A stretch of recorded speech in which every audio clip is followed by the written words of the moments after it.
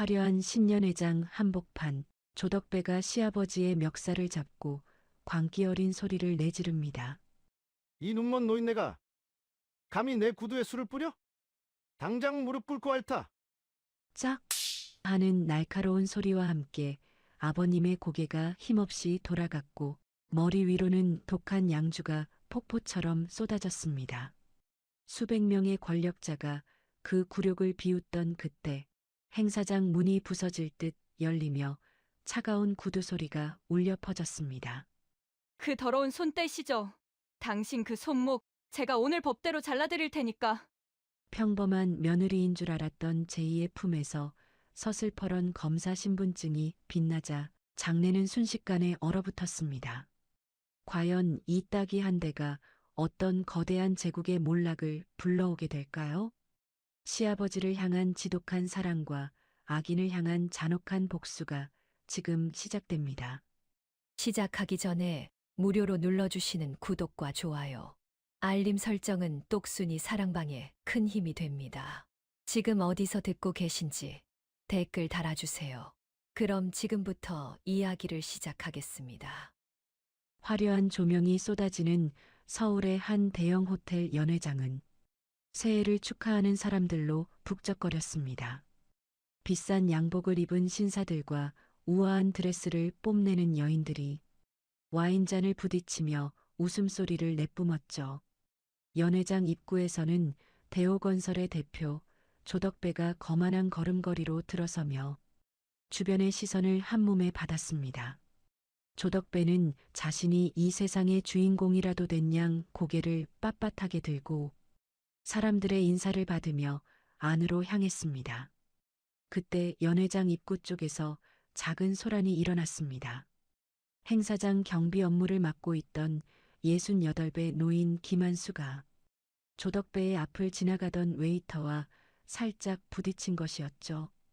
웨이터의 쟁반이 흔들리며 붉은 와인이 조덕배의 하얀 명품 구두와 바지 끝단에 그대로 쏟아졌습니다. 순식간에 연회장에는 정적이 흘렀고 조덕배의 얼굴은 불그락푸르락 달아오르며 험악하게 일그러졌습니다.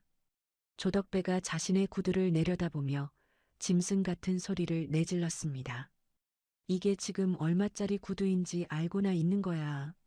이 눈먼 노인네가 제정신이야. 조덕배는 옆에 서 있던 김한수의 멱살을 거칠게 낚아채며 소리를 질렀습니다. 김한수는 당황한 기색이 역력한 얼굴로 허리를 굽히며 연신 사과를 했습니다. 죄송합니다, 대표님. 제가 앞을 제대로 살피지 못했습니다. 정말 죄송합니다. 하지만 조덕배의 분노는 식을 줄 몰랐고 오히려 더 잔인하게 변해갔습니다. 조덕배는 김한수의 뺨을 손바닥이 보이지 않을 정도로 빠르게 내리쳤습니다. 짝 하는 날카로운 마찰음이 넓은 연회장에 울려 퍼졌고 김한수의 고개가 힘없이 옆으로 돌아갔죠. 주변 사람들은 숨을 죽인 채 이 광경을 지켜보았지만 누구 하나 선뜻 나서서 말리는 사람은 없었습니다. 조덕배가 김한수의 가슴팍을 발로 툭 밀치며 다시 한번 소리쳤습니다. 무릎 꿇어. 당장 무릎 꿇고 내 구두 핥아서 닦아내란 말이야. 이 벌레 같은 인간아. 김한수는 차가운 바닥에 무릎을 꿇은 채 덜덜 떨리는 손으로 바닥을 짚었습니다.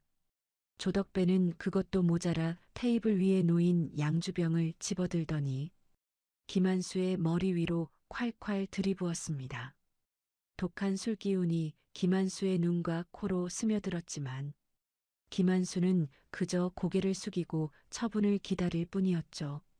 연회장 구석에서 이 광경을 지켜보던 김한수의 아들 기철호는 온몸을 부르르 떨고 있었습니다. 자신의 아버지가 사람들 앞에서 개처럼 끌려다니는 모습을 보며 기철호의 심장은 터질 듯이 뛰었습니다. 하지만 기철호는 차마 앞으로 나서지 못하고 기둥 뒤에 숨어 입술만 바르르 깨물었습니다. 조덕배의 수행 비서들이 기철호의 앞을 가로막으며 험악한 표정으로 노려보고 있었기 때문이었습니다. 기철호는 눈물을 훔치며 속으로 비겁한 자신을 탓하고 또 탓했습니다. 아버지, 죄송해요. 저 사람들이 너무 무서워서 발이 안 떨어져요. 제발 누가 좀 도와주세요. 기철호는 아버지를 구하고 싶은 마음과 권력에 대한 공포 사이에서 갈등하며 그저 지켜볼 수밖에 없었습니다. 조덕배는 그런 기철호를 비웃기라도 하듯 김한수의 등을 발로 짓밟으며 낄낄거렸습니다. 그 시각 호텔 주차장에서 시아버지 김한수를 기다리던 검사 한재희는 이상한 기운을 느꼈습니다. 약속 시간이 지났는데도 김한수가 나오지 않자 한재희는 직접 행사장 안으로 발걸음을 옮겼습니다. 연회장 문을 열자마자 코끝을 찌르는 술 냄새와 사람들의 비릿한 웃음소리가 한재희를 맞이했죠. 그리고 한재희의 눈에 들어온 것은 바닥에 처참하게 널브러진 시아버지 김한수의 모습이었습니다. 한재희는 심장이 멎는 것 같은 충격을 받았고 눈동자는 분노로 인해 급격히 흔들렸습니다. 한재희는 재지하는 가드들의 팔을 거칠게 뿌리치며 조덕배가 서 있는 단상 위로 성큼성큼 걸어갔습니다. 한재희가 김한수의 어깨를 감싸 안으며 떨리는 목소리로 물었습니다. 아빠, 괜찮으세요? 이게 도대체 어떻게 된 일이에요? 누가 아빠를 이렇게 만들었어요? 김한수는 며느리 한재희를 보자마자 부끄러움에 고개를 들지 못하고 떨리는 목소리로 대답했습니다. 제이야, 너 여기 왜 왔니? 얼른 나가거라. 아빠는 괜찮으니까 어서 돌아가. 조덕배는 한재희를 아래 위로 훑어보며 빗딱하게 서서 담배를 입에 물었습니다. 이건 또 뭐야? 이 노인네 딸이야? 보아하니 반항이라도 해보겠다는 모양인데 어디 한번 해보시지. 한재희는 조덕배의 손목을 낚아채며 자신의 가방에서 검찰 신분증을 꺼내 보였습니다. 서울중앙지검 특수부 한재희 검사입니다. 당신을 현장에서 특수폭행 및 모욕 혐의로 체포하겠습니다. 조덕배는 한재희의 신분증을 보고 잠시 멈칫하는 듯 하더니 이내 코웃음을 치며 대꾸했습니다. 검사, 요즘 검사들은 이렇게 어린애들이 하나 보지? 내 상사한테 전화 한 통이면 넌 내일부터 백수야. 한재희는 눈 하나 깜짝하지 않고 자신의 휴대전화를 꺼내 어딘가로 전화를 걸었습니다. 박 수사관님, 지금 당장 호텔 연회장으로 수사팀 소집하세요. 현행범 체포입니다. 조덕배는 한재희의 단호한 태도에 당황했는지 수행 비서들을 향해 손짓하며 소리쳤습니다. 뭐해? 저 여자 당장 안 끌어내고 내 몸에 손끝 하나 대면 가만 안 두겠어. 수행 비서들이 한재희를 에워싸고 위협하자 한재희는 오히려 더 차갑게 조덕배를 노려보았습니다. 공무집행 방해까지 추가하고 싶으신 모양이군요. 당신이 휘두른 이 손, 법의 이름으로 잘라드리죠. 한재희는 조덕배가 휘두르는 팔을 가볍게 피하더니 다시 한번 조덕배의 멱살을 잡았습니다. 연회장 밖에서 사이렌 소리가 울려 퍼졌고 곧이어 검은 정장을 입은 수사관들이 들이닥쳤습니다. 수사관들은 조덕배의 비서들을 순식간에 제압하고 현장을 통제하기 시작했습니다. 한재희는 바닥에 떨어진 김한수의 경비 모자를 주워 먼지를 털어낸 뒤 김한수의 머리에 씌워주었습니다. 아빠, 이제 고개 숙이지 마세요. 아빠가 잘못한 건 아무것도 없으니까 제가 다 해결할게요. 김한수는 며느리의 따뜻한 손길에 참았던 눈물을 쏟아내며 한재희의 손을 꼭 잡았습니다. 조덕배는 수사관들에게 끌려가면서도 끝까지 발악하며 욕설을 내뱉었습니다. 너 내가 누군지 알아. 우리 지검장님이랑 형님 동생 하는 사이라고. 내일 당장 후회하게 해줄게. 한재희는 조덕배의 면전에 대고 아주 낮고 서늘한 목소리로 한마디를 던졌습니다.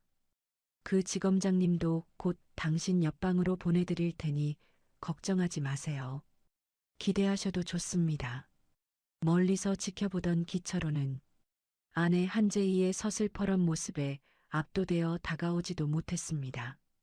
한재희는 그런 남편 기철호를 한번 힐끗 쳐다보더니 그대로 시아버지를 부축해 연회장을 빠져나왔습니다. 호텔 밖으로 나오자 차가운 겨울바람이 불어왔지만 한재희의 가슴속에는 뜨거운 불덩이가 타올랐습니다. 한재희는 시아버지 김한수를 자신의 차 조수석에 조심스럽게 태우고 안전벨트를 매주었습니다. 차 안에는 무거운 정적이 흘렀고 김한수는 창밖을 보며 연신 한숨을 내쉬었습니다. 제이야, 아빠 때문에 네가 곤란해지는 건 아니니. 저 사람 아주 무서운 사람인 것 같던데. 한재희는 운전대를 꽉 쥐며 부드럽지만 강단 있는 어조로 시아버지를 안심시켰습니다. 아빠, 법은 그런 사람들을 지켜주려고 있는 게 아니에요. 제가 검사가 된 이유를 오늘 확실히 보여드릴게요. 백미러 속으로 멀어지는 호텔 건물을 바라보며 한재희는 조덕배의 비열한 웃음을 떠올렸습니다. 그 웃음이 비명으로 변할 때까지 한재희는 멈추지 않을 것이라고 스스로에게 약속했죠. 시아버지 김한수의 부어오른 뺨은 한재희에게 그 어떤 사건보다 더 중대한 전쟁의 서막이었습니다. 이제 조덕배가 가진 모든 것을 하나하나 무너뜨릴 한재희의 처절한 복수가 시작되려 하고 있었습니다. 한재희는 시아버지를 집으로 모셔다 드리고는 곧장 사무실로 향했습니다. 밤은 깊었지만 한재희의 눈은 그 어느 때보다 총기 있게 빛나며 사건 기록을 뒤지기 시작했죠. 조덕배가 그동안 돈으로 덮어왔던 추악한 진실들이 하나둘씩 한재희의 손안으로 들어오고 있었습니다. 새해의 첫날은 그렇게 누군가에게는 파멸의 시작이, 누군가에게는 정의의 시작이 되고 있었습니다. 한재희는 책상 위에 놓인 가족 사진 속에서 활짝 웃고 있는 김한수의 얼굴을 쓰다듬었습니다. 걱정 마세요, 아빠. 당신의 눈물을 닦아드리는 게 제 진짜 검사 업무니까요. 한재희의 방에는 불이 꺼지지 않았고 복수의 서막을 알리는 서류들이 책상 위에 가득 쌓여갔습니다. 이 전쟁이 어떤 결말을 맺을지 아직은 알 수 없었지만 한재희의 의지는 꺾이지 않을 철검과 같았습니다. 사무실 창밖으로 서울의 야경이 내려다 보였지만 한재희의 마음은 이미 전쟁터 한복판에 있었습니다. 조덕배가 내일 아침 눈을 떴을 때 자신이 지은 죄의 무게가 얼마나 무거운지 깨닫게 해줄 준비를 마쳤죠. 정의는 때로는 늦게 올지라도 반드시 찾아온다는 진리를 한재희는 온몸으로 증명하려 했습니다. 그렇게 한재희의 긴 밤은 시아버지에 대한 사랑과 악인에 대한 분노로 뜨겁게 타올랐습니다. 다음 날 아침 8시 한재희의 휴대전화는 이른 시간부터 날카로운 진동음을 내며 울려댔습니다. 발신인은 다름 아닌 이 구역의 수장인 지검장이었고 한재희는 불길한 예감을 누르며 전화를 받았습니다. 수화기 너머로 지검장의 고압적인 목소리가 사무실의 정적을 깨뜨렸습니다. 한 검사, 자네 지금 제정신인가? 어제 신년회장에서 벌인 소동이 벌써 윗선까지 보고됐어. 조덕배 대표가 누군지 몰라서 일을 이 지경으로 만든 거야? 당장 사건 덮고 조용히 자숙해. 이건 명령이야. 한재희는 지검장의 윽박지름에도 눈 하나 깜짝하지 않고 대답했습니다. 법대로 처리하는 것이 검사의 임무 아닙니까? 명백한 폭행 사건이고 증거도 확실합니다. 명령이라도 불법적인 지시는 따를 수 없습니다. 한재희는 전화를 끊고 깊은 한숨을 내쉬며 창밖을 바라보았습니다. 이미 거대한 권력의 톱니바퀴가 자신을 짓누르기 위해 돌아가고 있다는 사실을 뼈저리게 느꼈습니다. 그 시각 거실에서 텔레비전을 켜던 김한수는 자신의 눈을 의심하며 리모컨을 떨어뜨렸습니다. 뉴스 채널에서는 어제 신년의 사건이 대대적으로 보도되고 있었는데 내용은 사실과 전혀 다르게 왜곡되어 흘러나오고 있었습니다. 조덕배가 고용한 언론사들은 김한수를 돈을 노리고 접근한 파렴치한 노인으로 묘사했고 김한수가 먼저 조덕배에게 술을 끼얹고 폭행을 유도했다는 허위 보도를 쏟아냈습니다. 김한수는 억울함에 가슴을 치며 소리내어 울지도 못한 채 덜덜 떨리는 손으로 얼굴을 감싸쥐었습니다. 한재희의 집 앞과 김한수가 사는 아파트 단지는 순식간에 아수라장이 되었습니다. 조덕배가 보낸 유튜버들과 정체불명의 괴한들이 몰려와 김한수의 실명과 집 주소를 공개하며 비난을 퍼부었습니다. 돈에 눈이 먼 노인네야 당장 나와서 사과해라.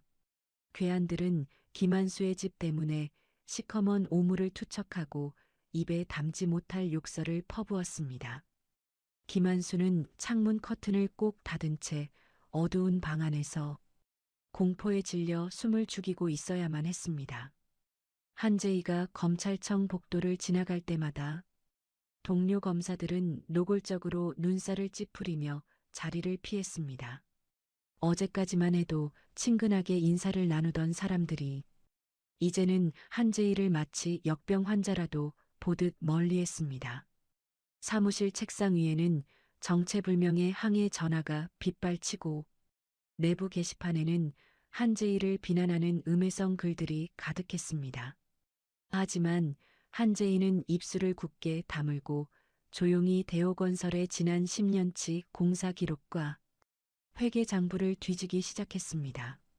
남들이 등을 돌릴 때 한재희는 오히려 더 깊은 어둠 속으로 들어가 악의 뿌리를 찾기로 결심했습니다.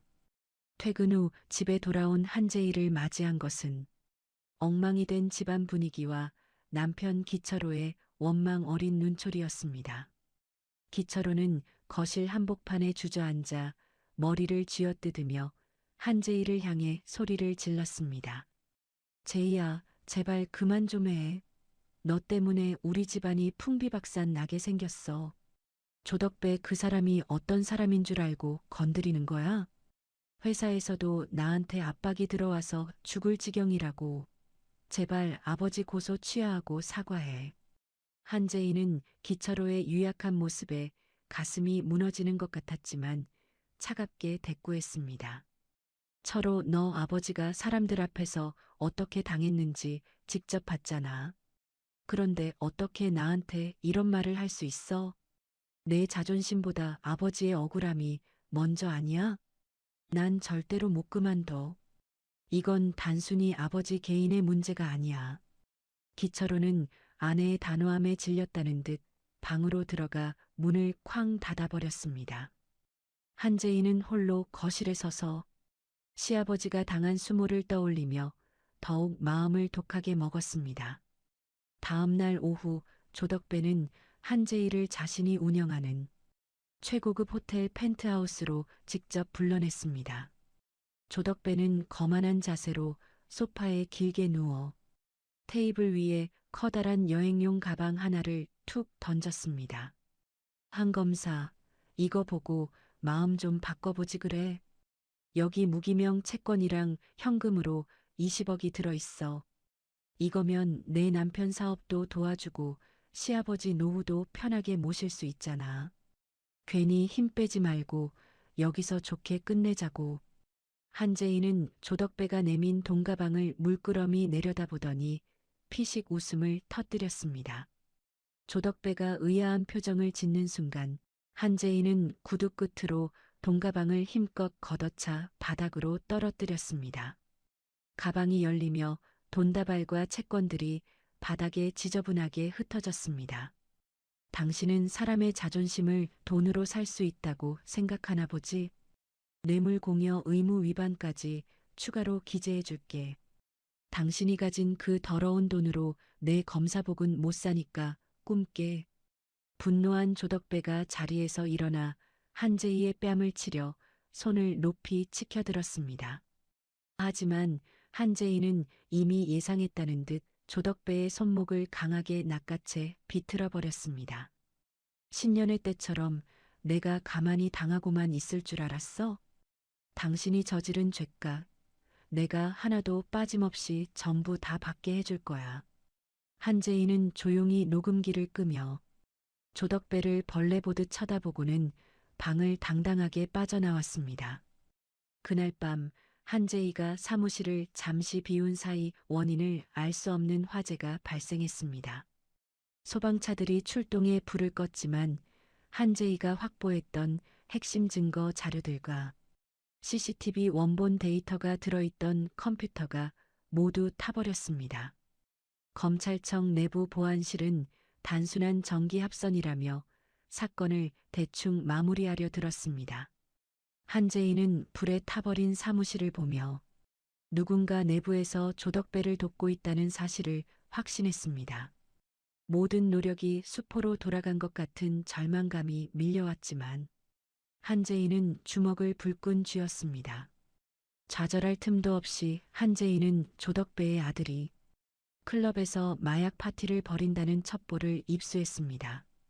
한재희는 이번에야말로 조덕배의 숨통을 끊어놓겠다는 생각으로 단독으로 현장을 급습했습니다. 하지만 클럽 문을 부수고 들어간 순간 그곳에는 마약 대신 시끄러운 음악과 텅 빈 술병들 뿐이었습니다. 오히려 조덕배의 아들이 미리 준비했다는 듯 카메라를 들고 한재희의 당황한 모습을 촬영하며 조롱했습니다. 정보가 미리 유출된 것이 분명했고 한재희는 무리한 과잉 수사라는 빌미를 제공하고 말았습니다. 다음 날 아침 지검장은 기다렸다는 듯 한재희를 자신의 방으로 다시 불렀습니다. 지검장은 한재희의 검사증과 출입증을 거칠게 빼서 책상 위에 던져버렸습니다. 한 검사, 자네 정말 구제불능이군. 사적 복수를 위해 공권력을 남용하고 무고한 시민을 괴롭혀? 오늘부로 모든 직무를 정지한다. 징계위원회가 열릴 때까지 자택에서 대기해. 한재희는 지검장의 눈을 똑바로 응시하며 말없이 짐을 챙겨 사무실을 나왔습니다. 복도를 걸어 나오는 한재희의 등 뒤로 동료들의 비아냥거리는 웃음소리가 들려왔습니다. 한재희는 무거운 상자를 들고 검찰청 현관을 나서며 차가운 겨울 공기를 들이마셨습니다. 어린 시절 부모를 잃고 시시아버지 김한수의 손을 잡고 걷던 그 추운 날들이 떠올랐습니다.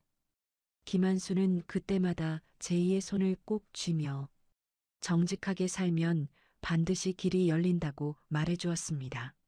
한재희는 가슴 안쪽에 숨겨둔 김한수의 낡은 수첩을 어루만지며 눈물을 삼켰습니다. 집으로 돌아온 한재희는 불 꺼진 거실 소파에 앉아 어둠 속에서 생각에 잠겼습니다.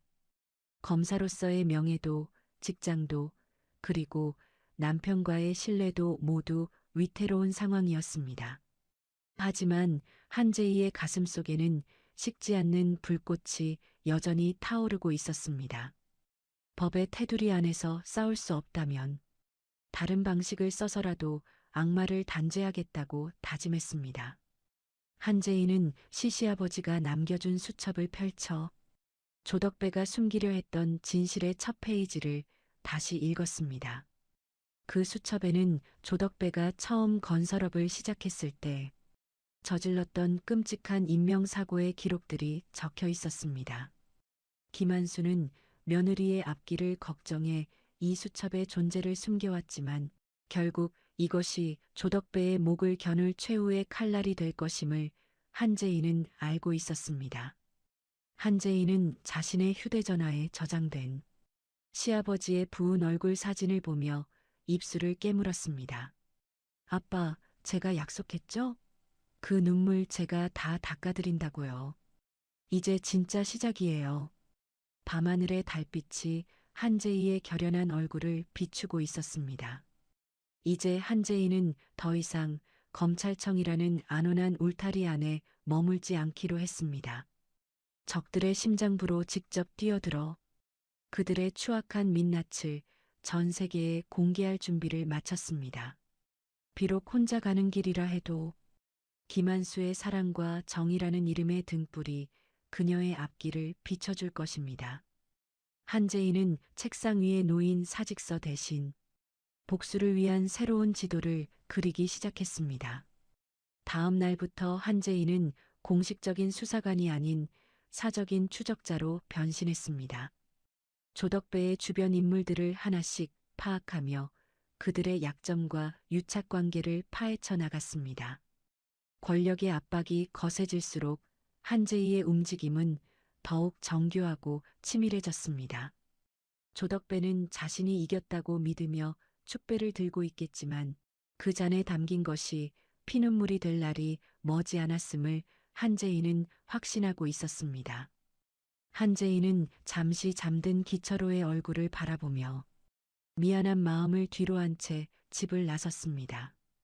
김한수의 억울함을 풀지 못한다면 자신 또한 평생 죄책감 속에서 살아가야 함을 잘 알고 있었습니다. 차가운 새벽 안개 속으로 한재희의 그림자가 길게 늘어지며 사라졌습니다. 무너진 정의를 바로 세우기 위한 한 여자의 처절한 투쟁은 이제 막 본격적인 궤도에 올랐습니다. 한재희의 손에 쥐어진 낡은 수첩이 복수의 서막을 알리는 종소리처럼 고요하게 울리고 있었습니다. 빗줄기는 시간이 갈수록 더욱 거세져 마치 한재희의 앞날을 가로막으려는 거대한 장벽처럼 쏟아져 내리고 있었습니다. 검찰청에서 쫓겨나고 남편 기철호에게까지 비수 같은 말을 들은 한재희는 젖은 옷이 몸에 감기는 것조차 느끼지 못한 채 텅 빈 눈으로 서울 도심을 헤맸습니다. 구두굽이 빗물에 잠길 때마다 차가운 한기가 발끝에서부터 심장까지 타고 올라왔지만 한재희는 그저 입술을 꽉 깨문 채 시아버지 김한수의 부어오른 얼굴만을 떠올렸죠. 그때 인적이 드문 골목 끝에서 검은 우산을 깊게 눌러쓴 사내가 한재희의 앞을 막아섰습니다. 사내는 주변을 살피며 극도로 불안한 기색을 보이더니 우산 밑으로 비친 한재희의 얼굴을 확인하고는 낮은 목소리로 속삭였습니다. 한재희 검사님, 저는 조덕배 대표 밑에서 격리팀장으로 일했던 강승준이라고 합니다. 지금 검사님이 처한 상황을 알고 있고 어르신을 돕고 싶어서 이렇게 죽음을 무릅쓰고 찾아왔습니다. 한재희는 낯선 남자의 등장에 본능적으로 뒷걸음질을 치며 경계의 눈빛을 보냈습니다. 조덕배의 사람이라면 나를 잡으러 온 건가요? 더 이상 나에게서 빼앗아갈 것도 없을 텐데 무슨 속셈으로 접근한 거죠? 한재희가 날 선 목소리로 묻자 강승준은 우산을 비꼈으며 젖은 얼굴을 드러냈습니다. 아닙니다, 검사님. 저는 조덕배에게 버려진 소모품일 뿐입니다. 제 동생이 예전 건설 현장에서 큰 사고를 당할 뻔했을 때 자신의 몸을 던져서 동생을 구해주셨던 분이 바로 김한수 어르신이었습니다. 강승준은 품 안에서 소중하게 간직해온 낡은 USB 하나를 꺼내 한재희에게 내밀었습니다. 조덕배가 그동안 정재계 인사들에게 뿌린 비자금과 뇌물 리스트가 담긴 장부의 접속 키입니다. 어르신은 제 동생의 생명을 구해주셨지만 저는 조덕배의 밑에서 그자의 더러운 돈을 관리하며 죄책감 속에 살아왔습니다. 이제라도 그 빚을 갚고 싶습니다. 검사님께서 이 장부로 조덕배를 심판해 주세요. 한재희는 강승준의 절박한 눈빛에서 거짓이 없음을 직감하고는 떨리는 손으로 USB를 받아들었습니다.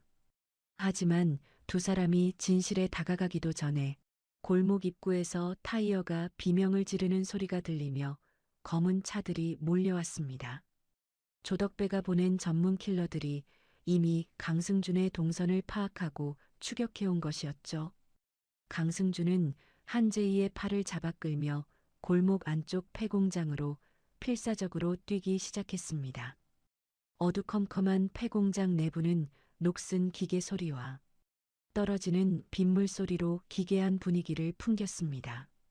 추격자들의 발자국 소리가 쇠로 된 계단을 울리며 다가오자 강승준은 한재희를 화물 승강기 뒤편에 숨기며 결연한 표정을 지었습니다. 한 검사님, 이 장부를 여는 마지막 보안 암호는 제가 가지고 있지 않습니다. 그건 어르신이 간직하신 낡은 수첩 속에 숨겨져 있으니 반드시 어르신을 만나서 확인하셔야 합니다. 그때 공장의 창문을 깨고 들어온 킬러들이 무자비하게 달려들기 시작했습니다. 강승준은 한재희를 보호하기 위해 앞장서서 사내들과 몸싸움을 벌였습니다. 하지만 수적으로 열세였던 강승준은 결국 사내들이 휘두른 날카로운 칼날에 가슴을 베이고 말았습니다. 한재희는 비명을 지르며 강승준에게 다가가려 했지만 강승준은 피 묻은 손으로 한재희를 밀어내며 어둠 속으로 도망치라고 소리쳤습니다. 탕 하는 짧고 둔탁한 총성이 폐공장의 공기를 갈랐고 강승준의 몸이 힘없이 바닥으로 고꾸라졌습니다. 한재희는 입을 막은 채 눈물을 흘리며 공장 뒷문의 비상계단을 향해 미친 듯이 달렸습니다. 강승준의 희생을 헛되이 할 수 없다는 생각만이 한재희의 머릿속을 가득 채웠습니다. 하지만 한재희가 공장을 빠져나와 빗속으로 숨어든 직후 수십 대의 경찰차가 공장을 포위하며 사이렌 소리를 요란하게 울려 퍼뜨렸습니다. 경찰들은 한재희를 구하러 온 것이 아니라 조덕배가 미리 짜놓은 각본대로 움직이고 있었습니다. 현장에 도착한 수사관들은 강승준의 시체 옆에서 발견된 한재희의 물건을 빌미로 사건을 조작했습니다. 현직 검사가 뇌물 장부를 가로채기 위해 제보자를 살해하고 도주했다. 뉴스는 앞다투어 한재희의 얼굴을 공개하며 그녀를 파렴치한 살인 검사로 몰아세웠습니다. 순식간에 전국에 지명수 배령이 내려졌고 한재희는 이제 누구도 믿을 수 없는 고립무원의 처지가 되었습니다. 그 시각 집에서 뉴스를 지켜보던 김한수는 며느리가 살인범이 되었다는 소식에 가슴을 쥐어뜯었습니다. 김한수는 며느리 한재희가 결코 그럴 아이가 아니라는 것을 누구보다 잘 알고 있었습니다. 김한수는 비틀거리는 다리를 이끌고 거실 서랍장에 깊숙이 숨겨두었던 낡은 수첩을 꺼냈습니다. 그 수첩에는 조덕배의 비리를 증명할 결정적인 숫자들과 과거의 진실들이 빽빽하게 적혀 있었죠.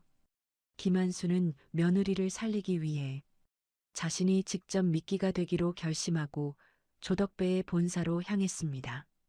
조덕배의 집무실 앞에 도착한 김한수는 경비원들의 재질을 뿌리치며 조덕배의 이름을 외쳤습니다. 조 대표, 이 악마 같은 인간아, 우리 제이는 아무 잘못이 없다. 네가 찾는 건 이 수첩 아니냐? 당장 우리 제이 누명을 벗겨줘라. 조덕배는 집무실 문을 열고 나와 비릿한 미소를 지으며 김한수의 멱살을 잡아채 안으로 끌고 들어갔습니다. 조덕배는 김한수의 품에서 수첩을 빼앗으려 했지만 김한수는 필사적으로 저항하며 수첩을 품에 안았습니다. 조덕배는 옆에 있던 수행비서에게 눈짓을 했고 비서는 김한수의 복부를 무자비하게 가격했습니다. 김한수가 바닥에 쓰러지자 조덕배는 그의 머리채를 잡아올리며 낮고 서늘한 목소리로 말했습니다. 영감탱이, 제 발로 무덤을 찾아오니 참 가상하네. 내 며느리가 장부를 들고 나타날 때까지 넌 여기서 아주 고통스럽게 기다려야 할 거야. 조덕배는 김한수를 강제로 끌고 나가 인적이 끊긴 신축 공사 현장의 지하 물탱크실에 가두어 버렸습니다. 조덕배는 결박된 김한수의 모습을 자신의 휴대전화 영상으로 찍어 한재희에게 전송했습니다. 한 검사, 뉴스 봤지? 이제 넌 살인자야. 내 시아버지가 차가운 물탱크 안에서 익사하는 꼴을 보고 싶지 않으면 지금 당장 장부를 들고 공사 현장으로 와. 경찰을 부르면 이 노인네는 즉시 끝이야. 영상을 확인한 한재인은 낡은 여인숙 방에서 가슴이 찢어지는 듯한 오열을 터뜨렸습니다. 자신을 위해 목숨까지 걸고 조덕배를 찾아간 시아버지의 사랑에 한재희의 심장은 타들어갔습니다. 슬픔은 이내 지독한 분노로 바뀌었고 한재희의 눈빛은 서늘한 칼날처럼 날카로워졌습니다. 한재희는 여인숙 방의 거울을 보며 엉망이 된 머리카락을 질끈 묶고 젖은 옷을 갈아입었습니다. 법과 절차를 지키려 했던 검사로서의 마지막 자비는 이제 더 이상 한재희에게 남아있지 않았습니다. 한재희는 강승준이 남긴 USB를 주머니 깊숙이 넣고 호신용으로 챙겨두었던 가스총과 날카로운 과도를 외투 안쪽에 숨겼습니다. 한재희는 밤안개가 짙게 깔린 공사 현장을 향해 발걸음을 옮기며 어둠 속으로 스며들었습니다. 등 뒤에서는 여전히 자신의 살인 혐의를 보도하는 뉴스 소리가 희미하게 들려왔지만 한재희는 뒤를 돌아보지 않았고 오로지 시아버지를 구해야 한다는 일념 하나로 전진했습니다. 조덕배는 한재희를 덫에 가두었다고 생각하며 승리를 확신하고 있겠지만 한재희는 이미 자신의 목숨까지 복수의 재단에 바칠 준비를 마친 상태였습니다. 공사 현장의 녹슨 철문이 바람에 흔들리며 소름 끼치는 소리를 내고 있었습니다. 지하 물탱크실의 입구에는 조덕배의 부하들이 담배를 피우며 경계를 서고 있었죠. 한재희는 숨을 몰아쉬며 어둠 속에 몸을 숨긴 채 그들의 움직임을 하나하나 관찰했습니다. 시아버지 김한수가 겪었을 공포와 굴욕을 생각하자 한재희의 손등에는 핏줄이 돋아났습니다. 이제 남은 것은 오로지 피로 물든 응징과 진실을 향한 마지막 사투뿐이었습니다. 한재희는 품 안의 과도를 꽉 쥐며 지하로 내려가는 계단에 첫 발을 내디뎠습니다. 차가운 공기가 폐부를 찔렀지만 한재희의 가슴은 복수의 열기로 뜨겁게 달아오르고 있었습니다.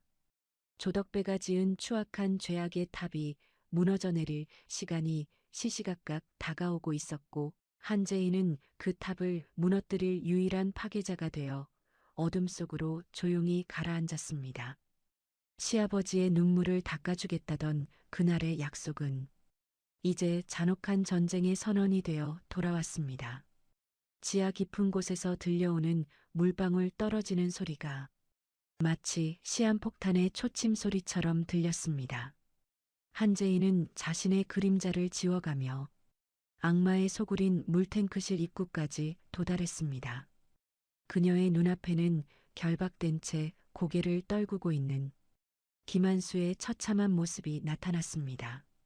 한재희는 이를 갈며 조덕배의 등 뒤로 다가가 조용히 무기를 치켜들었습니다. 복수의 시간은 이미 시작되었고 이제 누구도 이 파국을 막을 수 없는 최후의 순간이 도래했습니다. 어둡고 차가운 지하 물탱크실의 공기를 뒤로 한 채 한재희는 조덕배의 부하들이 쫓아오기 전 간발의 차이로 공사 현장을 빠져나왔습니다. 온몸은 흙탕물과 빗물로 엉망이 되었고 숨은 턱 끝까지 차올랐지만 시아버지 김한수가 보낸 그 간절한 눈빛을 떠올리며 한재희는 멈추지 않고 달렸습니다. 지명수배자가 된 한재희가 도움을 청할 곳은 이 넓은 도시에 단 한 군데도 없는 것처럼 보였죠. 그때 한재희의 머릿속에 과거 자신이 담당했던 사건의 피의자였던 청년 이민우가 떠올랐습니다. 이민우는 천재적인 해킹 실력을 갖췄지만 억울하게 누명을 쓰고 감옥에 갈 뻔했던 인물이었는데 한재희는 모두가 그를 범죄자로 몰 때 유일하게 이민우의 결백을 증명해 주었습니다. 한재희는 공중전화를 찾아 이민우에게 짧은 암호를 남겼고 잠시 후 낡은 오토바이 한 대가 한재희의 앞에 멈춰 섰습니다. 이민우는 헬멧을 벗으며 다크서클이 짙은 눈으로 한재희를 바라보았습니다. 검사님, 뉴스 봤어요. 검사님이 사람을 죽였다니 말도 안 되는 소리잖아요. 일단 제 아지트로 가요. 거기라면 아무도 못 찾을 거예요. 이민우의 비밀 기지는 낡은 상가 지하의 허름한 창고였지만 그 안에는 최첨단 컴퓨터 시스템이 쉴 새 없이 돌아가고 있었습니다. 한재희는 자리에 앉자마자 품 안에서 김한수의 낡은 수첩을 꺼냈습니다. 이민우는 강승준이 남긴 USB를 컴퓨터에 연결했지만 장부를 열기 위한 보안 코드는 여전히 철벽처럼 가로막혀 있었죠. 민우야, 이 수첩에 적힌 숫자들을 봐줘. 아빠가 평생 일하면서 기록한 현장 일지인데 여기에 답이 있을 거야. 한재희는 떨리는 손으로 수첩의 첫 페이지부터 꼼꼼히 살피기 시작했습니다. 한재희는 수첩 속에 반복적으로 등장하는 1995, 10, 24라는 날짜와 그 옆에 적힌 7408이라는 숫자 조합에 주목했습니다. 그날은 조덕배가 저지른 첫 번째 부실 공사 사고로 김한수가 다리를 다쳤던 날이자 강승준의 동생을 구했던 비극적인 사건의 날짜였습니다. 민우야, 이 날짜랑 사고 인부들의 고유 번호를 조합해봐. 아빠는 평생 그날의 아픔을 잊지 않으려고 수첩에 새겨두신 거야. 이민우의 손가락이 키보드 위를 춤추듯 움직이자 마침내 장벽이 무너졌습니다. 모니터에는 조덕배가 유령 회사를 통해 비자금을 세탁한 경로와 그 돈을 받아 챙긴 정재계 고위직들의 실명 리스트가 폭포수처럼 쏟아져 나왔습니다. 찾았어요, 검사님. 이건 단순한 장부가 아니라 대한민국을 뒤흔들 시한폭탄이에요. 조덕배가 왜 그렇게 김한수 어르신을 죽이려 했는지 이제야 알겠네요. 그때 한재희의 손목에 차여 있던 스마트워치에서 강한 진동이 울렸습니다. 김한수가 납치당하기 직전 한재희가 몰래 채워주었던 시계였는데 지하 탱크 안에서 정신을 차린 김한수가 필사적으로 긴급 신호를 보낸 것이었습니다. 민우야, 지금 아빠 위치 추적할 수 있어? 아빠가 살아계셔. 우리에게 자신이 어디 있는지 좌표를 보내고 계신다고. 한재희는 모니터에 찍힌 붉은 점을 보며 희망의 눈물을 흘렸습니다. 바로 그 순간 아지트의 문이 조심스럽게 열리며 한 여자가 들어왔습니다. 그녀는 죽은 강승준의 동생 강혜원이었습니다. 강혜원은 오빠의 부고를 듣고 슬퍼할 겨를도 없이 한재희를 돕기 위해 나타났습니다. 한 검사님, 우리 오빠가 마지막으로 남긴 말이 있어요. 조덕배의 집무실 비밀 금고 안에 그자가 가장 두려워하는 실물 장부가 하나 더 있다고 했어요. 그걸 찾아야만 법정에서 조덕배의 숨통을 확실히 끊을 수 있어요. 한재희는 강혜원의 손을 꼭 잡으며 결연한 의지를 다졌습니다. 혜원 씨, 고마워요. 오빠의 희생이 헛되지 않게 제가 반드시 조덕배를 단죄할게요. 민우야, 지금 바로 실시간 스트리밍 준비해줘. 더 이상 숨어서 싸우지 않겠어. 진실을 세상 밖으로 직접 끌어낼 거야. 한재희는 카메라 앞에 서서 엉망이 된 자신의 모습을 가감없이 드러냈습니다. SNS 라이브 방송이 시작되자 순식간에 수만 명의 시청자가 몰려들었습니다. 한재희는 차분하면서도 힘있는 목소리로 조덕배의 만행을 폭로했습니다. 국민 여러분, 저는 지명수배 중인 한재희 검사입니다. 제가 살인범이라는 보도는 모두 조덕배가 꾸며낸 조작입니다. 지금 이 화면에 보이는 자료들은 조덕배가 권력자들에게 뿌린 뇌물장부의 원본입니다. 한재희가 조덕배가 김한수를 폭행하는 원본 영상까지 공개하자 민심은 들끓었습니다. 저 불쌍한 할아버지가 무슨 잘못을 했다고 저렇게 때린단 말이야. 검사가 직접 목숨 걸고 제보하는데 이건 진짜다. 조덕배 구속해라. 댓글창에는 조덕배를 향한 비난과 한재희를 응원하는 목소리가 가득 찼습니다. 여론이 급격히 반전되자 조덕배를 비호하던 정치인들은 하나둘씩 연락을 끊고 잠적하기 시작했습니다. 조덕배는 자신의 집무실에서 방송을 지켜보며 광분하여 물건들을 내던졌습니다. 이 독한 가시나가 감히 내 얼굴에 침을 뱉어? 당장 그 아지트 찾아내서 불 질러버려. 한재에 저거 당장 죽여버리란 말이야. 하지만 조덕배의 명령에도 신복들의 얼굴에는 당혹감과 공포가 서려 있었습니다. 이미 검찰 내부에서도 조덕배를 손절해야 한다는 분위기가 팽배해지고 있었기 때문이었죠. 한재인은 여기서 멈추지 않고 조덕배의 아들이 숨어있는 은신처를 파악했습니다. 조덕배가 가장 아끼는 아들을 볼모로 삼아 시아버지의 안전을 확보할 계획이었습니다. 이민우의 정보망을 통해 조덕배의 아들이 마약 거래를 시도하려 한다는 사실을 알아낸 한재인은 직접 현장을 급습하여 조덕배의 아들을 제압하고 그의 휴대전화를 손에 넣었습니다. 조덕배 대표님, 당신 아들이 지금 제 손에 있는데 대화 좀 할까요? 한재희의 전화를 받은 조덕배는 처음으로 목소리를 파르르 떨었습니다. 한재희, 너 검사가 이래도 되는 거야? 내 아들 건드리면 너 진짜 죽어. 한재희는 아주 낮고 차가운 목소리로 조덕배의 말을 잘라버렸습니다. 우리 아빠 털끝 하나라도 건드렸으면 당신 아들도 무사하지 못했을 거야. 지금 당장 아빠가 갇힌 지하 탱크에 보안 코드를 보내. 내 인내심은 이미 바닥났으니까 선택은 당신이 해. 결국 조덕배는 아들을 살리기 위해 김한수가 갇힌 장소의 해제 암호를 넘겨주었습니다.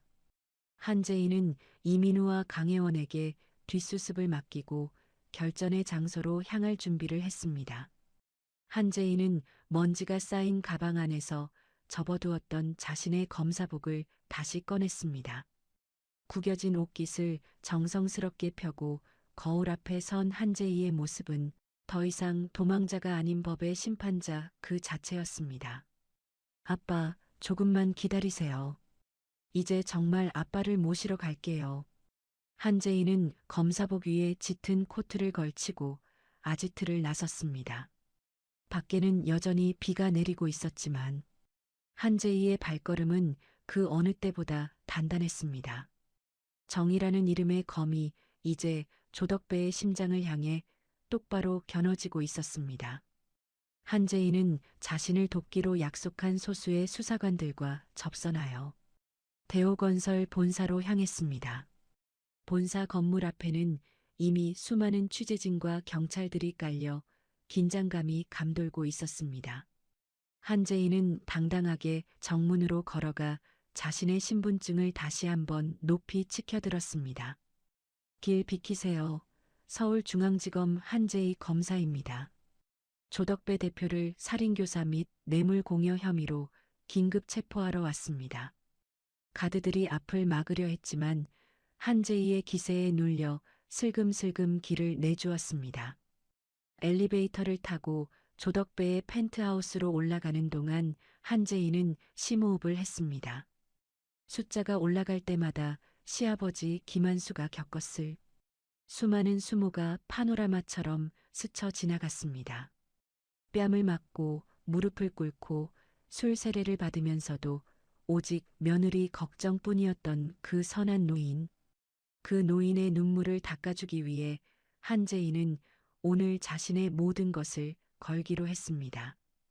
엘리베이터 문이 열리자 화려한 대리석 복도가 한재희를 맞이했습니다. 복도 끝 집무실 문 앞에 서 있는 조덕배의 수행 비서들은 이미 전의를 상실한 모습이었습니다. 한재희는 그들을 지나쳐 집무실 문을 거칠게 발로 차서 열어젖혔습니다. 방 안에는 조덕배가 창밖을 보며 독주를 들이켜고 있었는데 한재희가 들어오는 소리에 천천히 고개를 돌려 비열한 미소를 지었습니다. 결국 여기까지 왔네, 한 검사. 장부는 가져왔겠지? 한재인은 품 안에서 수첩과 USB를 꺼내 보이며 조덕배에게 다가갔습니다. 장부보다 더 무서운 선물을 가져왔는데 확인해 볼래? 당신의 몰락을 실시간으로 지켜볼 전 세계 시청자들의 눈이야. 한재희의 뒤로 특수부 요원들이 들이닥치며 조덕배의 퇴로를 완전히 차단했습니다. 이제 조덕배가 도망칠 곳은 그 어디에도 없었고 한재희는 조덕배의 눈을 똑바로 응시하며 승리의 미소를 지어 보였습니다. 긴 싸움의 끝이 보이기 시작한 순간 한재희는 가슴 깊은 곳에서 뜨거운 울컥함이 올라왔습니다. 하지만 한재희는 그 감정을 억누르며 냉정하게 법의 집행을 선언했습니다. 조덕배는 끝까지 발악하며 욕설을 내뱉었지만 이미 무너져 내리는 자신의 제국을 지키기에는 너무 늦었다는 것을 스스로도 알고 있었습니다. 반격의 불씨는 거대한 불길이 되어 조덕배의 모든 것을 집어삼키고 있었습니다. 눈부시게 푸른 하늘 아래 서울 도심 한복판에 우뚝 솟은 대오타워의 완공식 현장은 화려함의 극치였습니다. 건물 전체를 감싼 통유리는 오후의 햇살을 받아 황금빛으로 번쩍였고 입구부터 길게 늘어선 화환들은 마치 조덕배의 권력을 과시하는 붉은 성벽처럼 보였습니다. 정계와 재계의 거물들이 속속들이 도착해 서로의 손을 잡으며 가식적인 웃음을 나누고 있었고 취재진의 카메라 플래시는 쉴 새 없이 터지며 이 축제 같은 분위기를 기록하고 있었죠. 잠시 뒤 대호건설의 대표 조덕배가 맞춤 제작한 최고급 슈트를 입고 당당하게 단상 위로 올라섰습니다. 조덕배는 마이크 앞에 서서 거만한 시선으로 아래를 내려다보며 승리자의 미소를 지었습니다. 존경하는 내빈 여러분, 오늘 이 자리는 단순히 건물을 완공한 날이 아닙니다. 우리 대호건설이 대한민국 건설의 새로운 역사를 쓴 날이며 저 조덕배의 신념이 틀리지 않았음을 증명하는 역사적인 순간입니다. 조덕배의 연설이 이어질수록 박수 소리는 커졌고 조덕배의 어깨는 하늘 높은 줄 모르고 치솟았습니다. 하지만 그 영광의 순간은 그리 오래가지 못했습니다. 식장 뒤편에서 검은 정장을 입은 수사관들이 질서정연하게 나타나 행사장을 가로지르기 시작했습니다. 그 선두에는 다름 아닌 한재희가 서슬퍼런 눈빛을 띠며 단상을 향해 걸어오고 있었죠.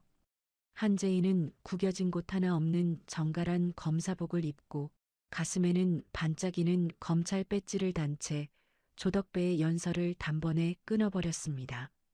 조덕배는 한재희를 발견하고는 얼굴이 잿빛으로 변하며 마이크를 꽉 쥐었습니다.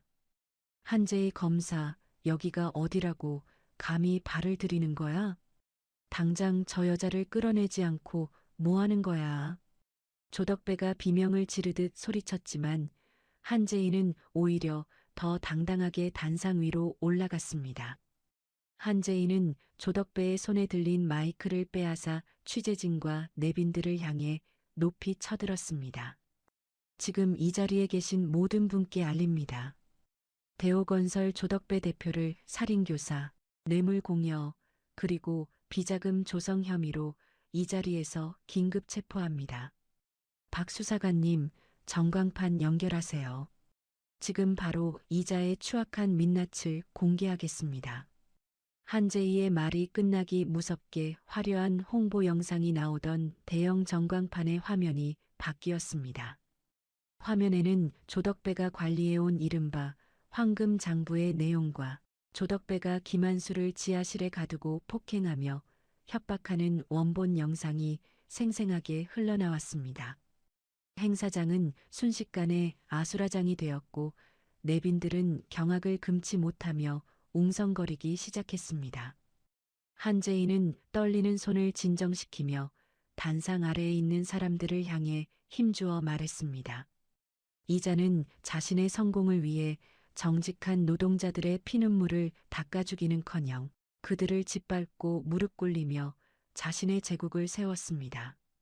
제 시아버지는 그저 성실하게 살아온 한 명의 경비원일 뿐이었지만 조덕배는 그런 분의 자존심을 짓밟고 목숨까지 위협했습니다. 잠시 정적이 흐르는 사이 한재희의 머릿속에는 사법고시를 준비하던 고통스러운 시절이 스쳐 지나갔습니다. 부모님을 여의고 홀로 남겨진 제이를 거두어준 사람은 시아버지 김한수뿐이었습니다.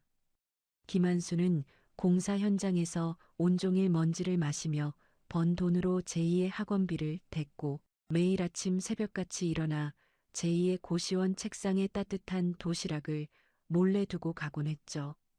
제이는 유난히 추웠던 겨울날 시아버지가 건네준 보온 도시락의 온기를 지금도 잊지 못하고 있었습니다. 제이야, 아빠는 못 배워서 이런 일 하지만 너는 꼭 정의로운 사람이 되어야 한다. 돈 있는 사람들 앞에서도 고개 숙이지 말고 없는 사람들 눈물 닦아주는 그런 검사가 되거라. 김한수가 거친 손으로 제이의 손을 꼭 쥐며 해주었던 그 약속이 지금 한제이가 조덕배 앞에 당당히 서 있을 수 있는 유일한 힘이었습니다. 한제이는 가슴이 뜨거워지는 것을 느끼며 조덕배를 향해 차가운 수갑을 꺼내 보였습니다. 그때 행사장 입구 쪽에서 휠체어를 탄 한 노인이 수사관들의 호의를 받으며 들어왔습니다. 그분은 바로 구사일생으로 구조되어 치료를 받은 시아버지 김한수였습니다. 김한수는 비록 얼굴에 상처가 남고 몸은 야위었지만 눈빛만큼은 그 어느 때보다 깊고 단단했습니다. 한재희는 김한수를 발견하자마자 단상에서 내려가 시아버지의 손을 잡고 조덕배 앞으로 이끌었습니다.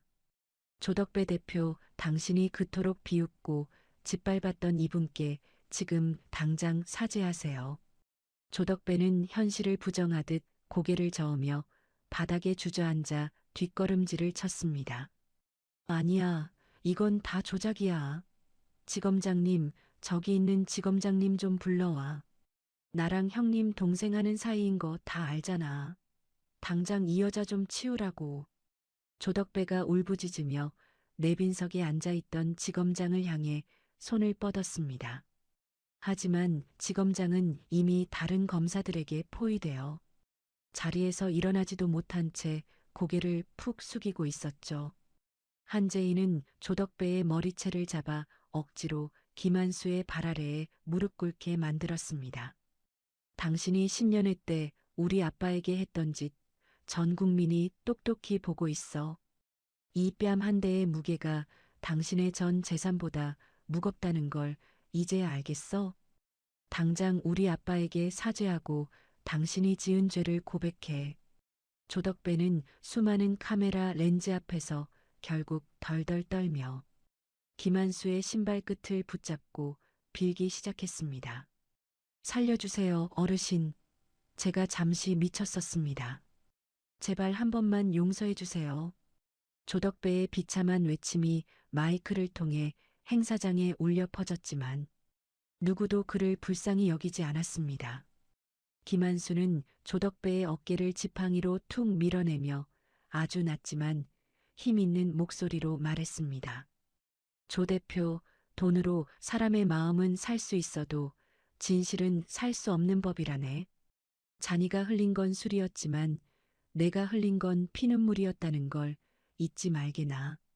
한재희는 조덕배의 양팔을 뒤로 꺾어 수갑을 채우며 미란다 원칙을 큰 소리로 낭독했습니다. 철컥 하는 수갑 채워지는 소리가 대오타워의 대리석 바닥에 명쾌하게 울려 퍼졌습니다. 현장에 모인 시민들은 너나 할 것 없이 한재희의 이름을 연호하며 뜨거운 박수와 환호를 보냈습니다.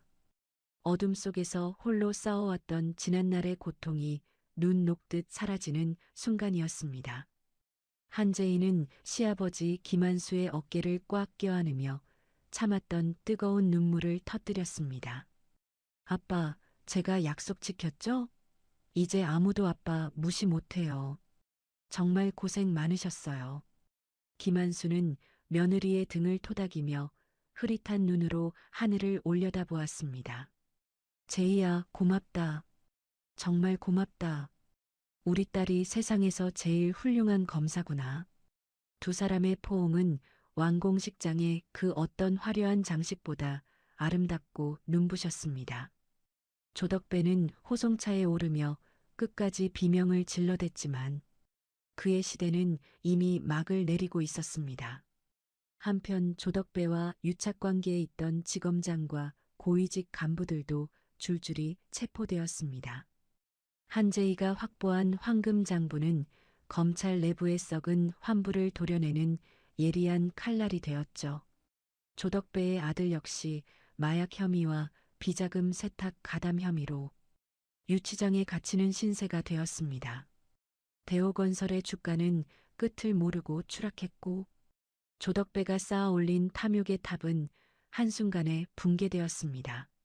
정의는 때로는 더디게 찾아오지만 결코 길을 잃지 않는다는 사실을 한재희는 증명해냈습니다. 행사장을 빠져나오는 한재희와 김한수의 뒤로 수많은 기자가 질문을 쏟아냈습니다. 한 검사님, 소감이 어떠십니까? 국민들에게 한 말씀만 부탁드립니다. 한재희는 걸음을 멈추고 시아버지를 향해 따뜻한 미소를 지어 보인 뒤 카메라를 응시했습니다. 법은 권력자의 방패가 아니라 평범한 소시민의 등불이어야 합니다. 오늘의 승리는 제가 아니라 끝까지 정의를 믿어주신 제 시아버지의 승리입니다. 한재희의 대답에 현장은 다시 한번 뜨거운 환호성으로 가득 찼습니다. 한재희는 시아버지를 조심스럽게 차에 태우고 행사장 주변을 천천히 벗어났습니다. 차 안에는 시아버지가 좋아하는 옛 노래가 잔잔하게 흘러나오고 있었고 김한수는 창밖을 보며 오랜만에 편안한 미소를 지은 채 잠이 들었습니다. 한재희는 운전대를 꽉 쥐며 이 평화로운 일상을 지키기 위해 검사로서의 사명을 잊지 않겠다고 다짐했죠.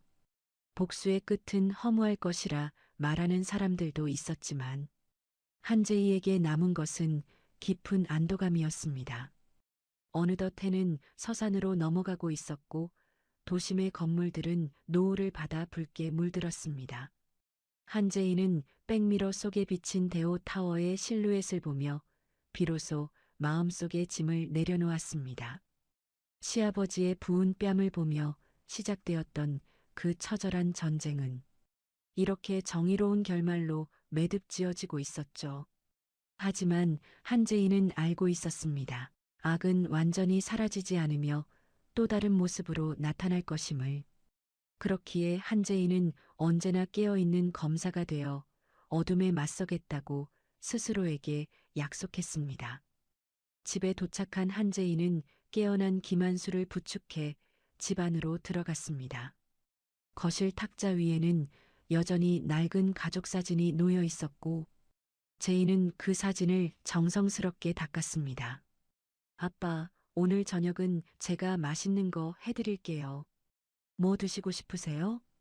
제이의 물음에 김한수는 허허 웃으며 제이의 손을 잡고 대답했습니다. 네가 해주는 거라면 뭐든 좋지.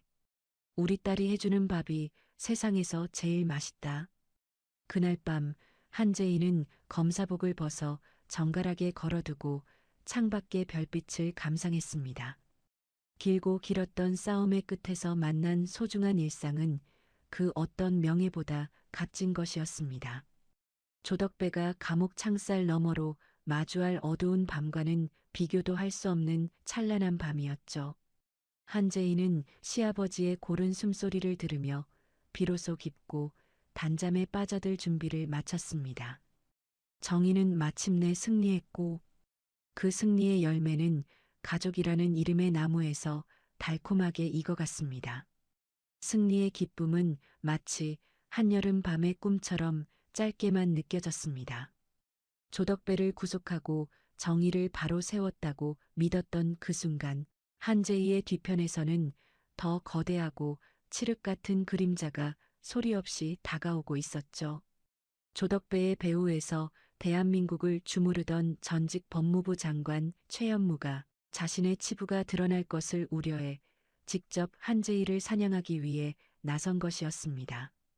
한재희가 승진 인사를 앞두고 사무실을 정리하던 평화로운 오후에 감찰 본부 소속 수사관들이 예고도 없이 들이닥쳐 한재희의 양팔을 붙잡았습니다. 한재희 검사, 당신을 불법 사찰 및 증거 조작 혐의로 긴급 체포합니다.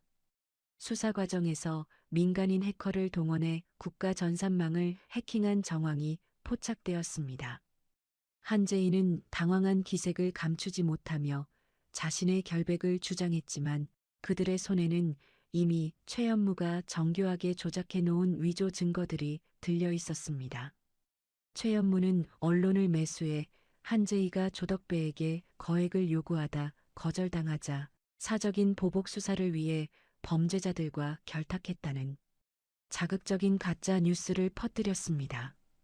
순식간에 정의의 사도였던 한재희는 출세에 눈이 먼 부패 검사로 낙인 찍혔고 한재희는 변호인의 도움조차 제대로 받지 못한 채 차가운 구치소 독방에 갇히게 되었습니다. 구치소의 무거운 철문이 닫히는 소리는 한재희의 심장을 날카롭게 핥히고 지나갔습니다. 한편 구속된 줄 알았던 조덕배는 최연무의 도움으로 병원 VIP 병실로 자리를 옮겼습니다. 조덕배는 한재희가 강압 수사를 하는 과정에서 심각한 심장 압박을 받았다며 연기했고 최연무가 미리 섭외한 의사들은 조덕배에게 구속 집행 정지가 필요하다는 허위 진단서를 끊어주었습니다. 환자복을 입고 침대에 누워 와인을 마시는 조덕배의 입가에는 승리자의 비열한 웃음이 가득했습니다. 조덕배는 비서를 향해 한재희가 가장 소중히 여기는 것들을 하나씩 부수라고 명령했습니다. 최연무는 한재희의 남편 기철호를 자신의 은밀한 저택으로 불러들였습니다. 기철호는 거대한 권력자 앞에 서서 사시나무 떨듯 몸을 떨며 고개를 들지 못했습니다. 기철호 씨, 자네 아버지를 살리고 싶으면 내 말대로 하게. 한재희 저 여자는 이미 끝났어. 계속 엮여 있다가는 자네랑 자네 아버지까지 무사하지 못할 거야. 지금 당장 이혼 서류에 도장 찍고 한재희를 버리게. 그래야만 자네 아버지를 지킬 수 있어. 기철호는 가족을 지키기 위해 비겁한 선택을 하라는 유혹과 협박 사이에서 갈등했습니다. 하지만 아버지가 또다시 위험에 처할 수 있다는 공포가 기철호의 이성을 마비시켰습니다. 기철호는 결국 눈물을 흘리며 최연무가 내민 이혼 서류에 서명하고 말았습니다. 한재희는 구치소 접견실에서 만난 기철호가 내미는 이혼 서류를 보고 넋이 나간 표정을 지었습니다. 철호야, 네가 어떻게 나한테 이럴 수 있어? 우리 아빠를 생각해서라도 이러면 안 되잖아. 기철호는 아내의 눈을 피하며 차갑고도 슬픈 목소리로 대답했습니다. 나도 살고 싶어, 제이야. 우리 아버지를 저 사람들이 죽이겠다고 협박하는데 내가 뭘 할 수 있겠어. 제발 이제 다 포기하고 조용히 끝내자. 이게 우리 모두가 사는 길이야. 기철호는 서류를 남겨둔 채 도망치듯 접견실을 빠져나갔고 한재희는 차가운 유리창 너머로 절규했습니다. 한재희의 유일한 버팀목이었던 가정이 모래성처럼 허무하게 무너져 내리고 있었습니다. 재난은 여기서 끝이 아니었습니다. 최연무가 보낸 용역들은 김한수의 집을 쑥대밭으로 만들었습니다. 그들은 한재희가 숨겨두었을지도 모르는 원본 장부를 찾는다며 가구를 부수고 벽지를 찢어발겼습니다. 김한수는 그들을 막아서려다 차가운 시멘트 바닥에 내팽개쳐졌고 다친 다리가 다시 꺾이는 고통을 맛보아야 했죠. 이 더러운 놈들아, 우리 제이는 아무 잘못 없다. 당장 내 집에서 나가. 김한수가 소리쳤지만 용역들은 낄낄거리며 노인의 가슴팍을 짓밟고 비웃음을 날렸습니다. 구치소 내에서의 생활도 한재희에게는 지옥 그 자체였습니다. 최연무에게 미리 매수된 수감자들은 한재희가 잠든 틈을 타서 목을 조르거나 식판을 엎으며 위협했습니다. 네가 그 잘난 검사냐? 여기서 살아나갈 수 있을 것 같아? 밖에서는 내 시아버지가 곧 죽는다는 소문이 돌던데. 수감자들의 조롱 섞인 말 한마디 한마디는 한재희의 영혼을 갈기갈기 찢어놓았습니다. 한재희는 매일 밤 눅눅한 담요를 뒤집어 쓰고 시아버지의 안위를 걱정하며 밤을 지새웠습니다. 한재희를 돕던 조력자들도 하나둘씩 연락이 두절되거나 사고를 당했습니다. 천재 해커 이민우는 아지트가 발각되어 경찰에 연행되었고 그가 가진 서버들은 모두 압수되었습니다. 한재희를 믿어주던 선배 검사 역시 의문의 교통사고를 당해 중태에 빠졌다는 소식이 들려왔죠. 세상은 마치 한재희를 지우기로 작정한 것처럼 모든 문을 닫아버렸고 한재희는 철저히 고립되었습니다. 최연무는 방송에 출연해 한재희를 법조계의 수치라고 비난하며 그녀의 파면을 강력하게 촉구했습니다. 병상에서 간신히 몸을 일으킨 김한수는 며느리를 살리기 위해 마지막 힘을 냈습니다. 김한수는 비를 맞으며 최연무의 으리으리한 저택 대문 앞으로 찾아갔습니다. 김한수는 경비원들의 재질을 뿌리치며 차가운 아스팔트 바닥에 무릎을 꿇었습니다. 장관님, 한 번만 만나주십시오. 제발 우리 며느리는 살려주세요. 그 아이는 시키는 대로만 한 것뿐입니다. 제가 다 책임질 테니 제의는 풀어주세요. 하지만 돌아온 것은 최연무의 비서가 내뿜는 차가운 멸시와 거친 발길질 뿐이었습니다. 비서는 김한수의 가슴을 발로 밀쳐내며 바닥에 침을 뱉었습니다. 이 늙은이가 어디서 구걸이야? 내 며느리는 이미 끝났어. 경찰 부르기 전에 당장 여기서 꺼져. 이 더러운 냄새 나는 영감탱이야. 김한수는 쏟아지는 빗속에서 오열하며 흙탕물 범벅이 된 채 길바닥을 기어다녔습니다. 김한수는 며느리를 향한 미안함과 자신의 무능함에 가슴을 치며 소리내어 울었습니다. 제이야, 아빠가 못나서 미안하다.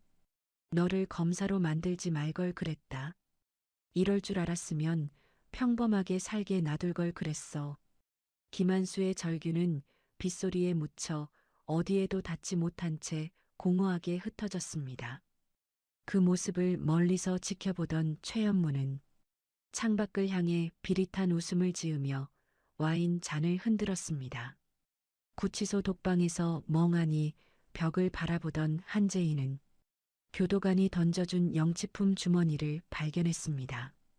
그 안에는 김한수가 정성스럽게 닦아서 보낸 낡은 가족사진 한 장이 들어 있었죠.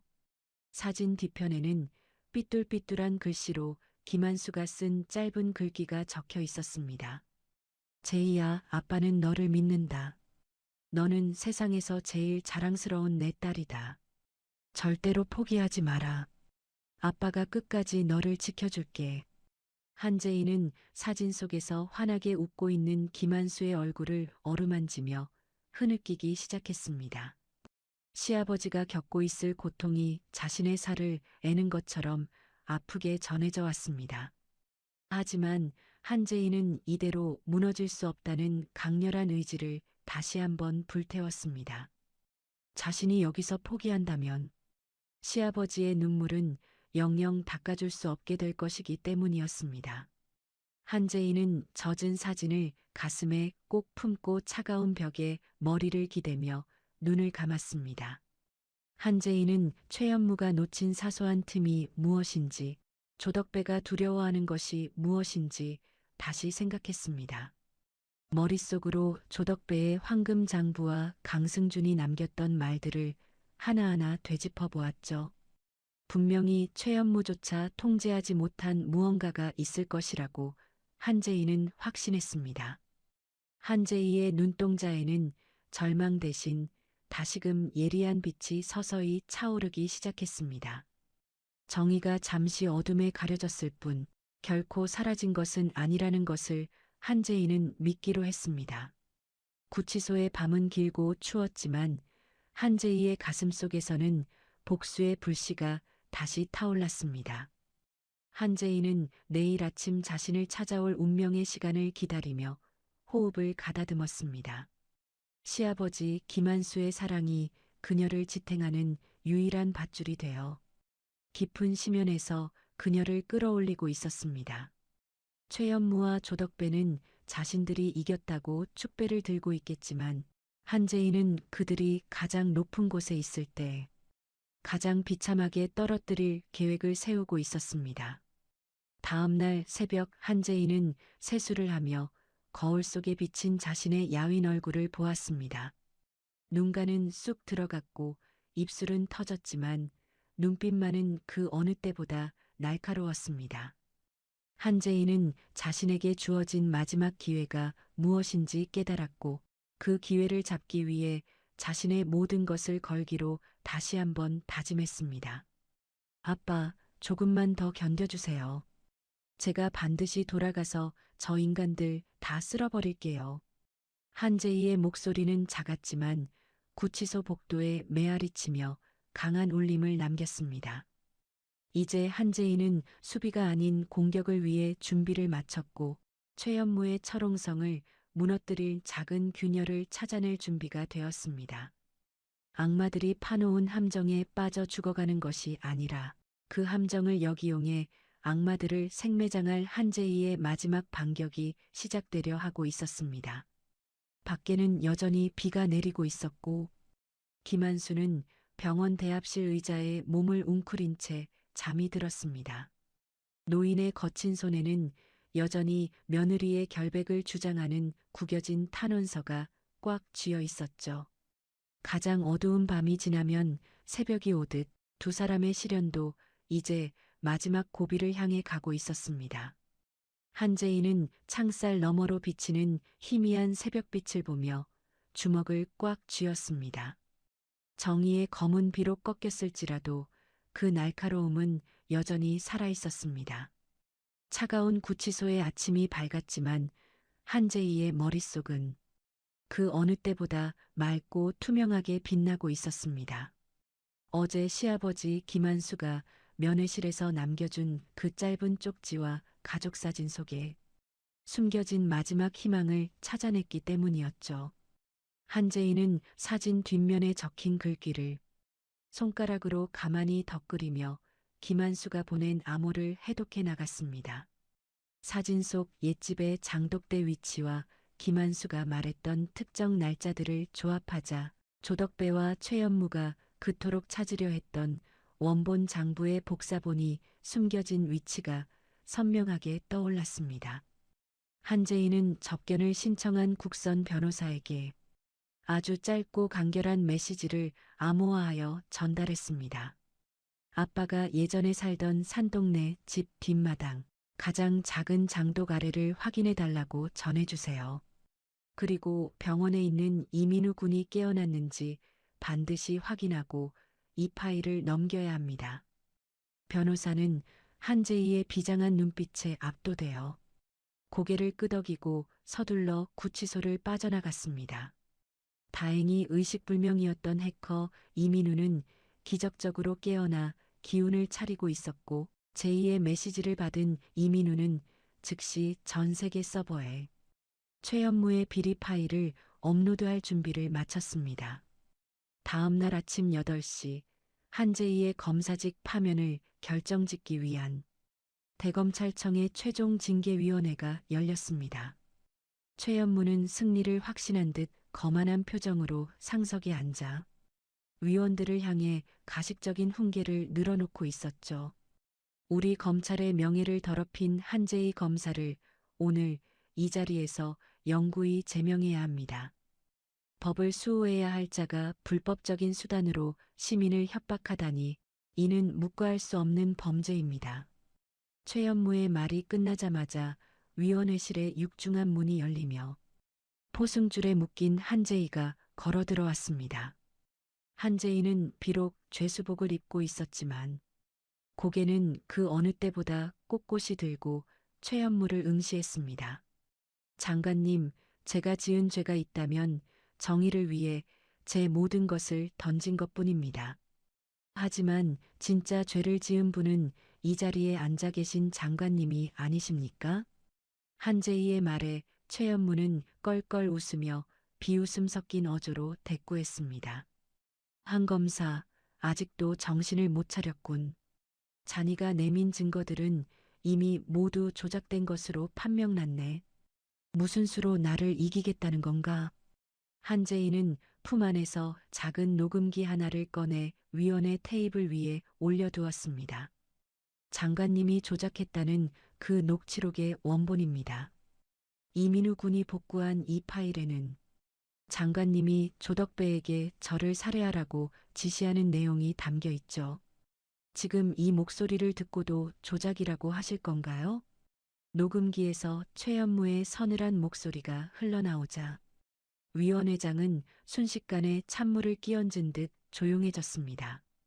최연무의 얼굴은 순식간에 흑빛으로 변했고 덜덜 떨리는 손으로 물컵을 잡으려다 바닥에 떨어뜨리고 말았습니다. 그때 징계위원회실의 뒷문이 다시 한번 열리며 휠체어를 탄 김한수가 수사관들의 부축을 받으며 들어왔습니다. 김한수는 한쪽 눈에 붕대를 감고 팔에는 깁스를 한 처참한 몰골이었지만 그의 품에는 1995년 당시 건설 현장에서 사용했던 낡은 필름 카메라 하나가 소중하게 안겨 있었습니다. 김한수는 최연무를 향해 지팡이를 휘두르며 억눌린 분노를 터뜨렸습니다. 이 악마 같은 놈아. 네가 30년 전에 조덕배랑 짜고 인부들 목숨값 가로챈 거 내가 다 찍어놨다. 우리 며느리 앞길 막으려고 그 난리를 쳤지만 이 늙은이 눈은 못 가린다. 김한수가 제출한 카메라 안에는 최연무가 젊은 검사 시절 조덕배에게 거액의 뇌물을 받는 현장이 담겨 있었습니다. 디지털 파일이 아닌 인화된 필름 사진은 그 어떤 해킹 논란에서도 자유로운 결정적 증거가 되었죠. 한재희는 시아버지가 목숨을 걸고 지켜낸 그 사진들을 위원들에게 하나하나 보여주었습니다. 장관님, 당신이 무시했던 그 평범한 노인이 당신의 목줄을 쥐고 있었다는 걸 몰랐나요? 법은 당신 같은 사람의 방패가 아니라 우리 아빠 같은 사람들의 눈물을 닦아주는 무기입니다. 최연무는 비명을 지르며 자리에서 일어나 도망치려 했지만 이미 회의실 밖에는 체포조가 대기 중이었습니다. 제이가 미리 포섭해 두었던 정의로운 후배 검사들이 최연무의 양팔을 낚아채며 체포영장을 집행했습니다. 최연무 전 장관, 당신을 살인교사 및 뇌물수수 혐의로 긴급 체포합니다. 당신이 내뱉은 그 법조문들이 이제는 당신을 올가매는 쇠사슬이 될 겁니다. 최연무는 수갑이 채워지는 순간에도 발악하며 욕설을 내뱉었지만 누구도 그를 도와주지 않았습니다. 같은 시각 병원 특실에서 구속 집행 정지를 만끽하던 조덕배에게도 최후의 심판이 내려졌습니다. 한재희가 보낸 수사관들이 들이닥치자 조덕배는 침대 밑으로 숨으려다 꼴사납게 바닥으로 굴러떨어졌습니다. 이거 나 아픈 사람이야.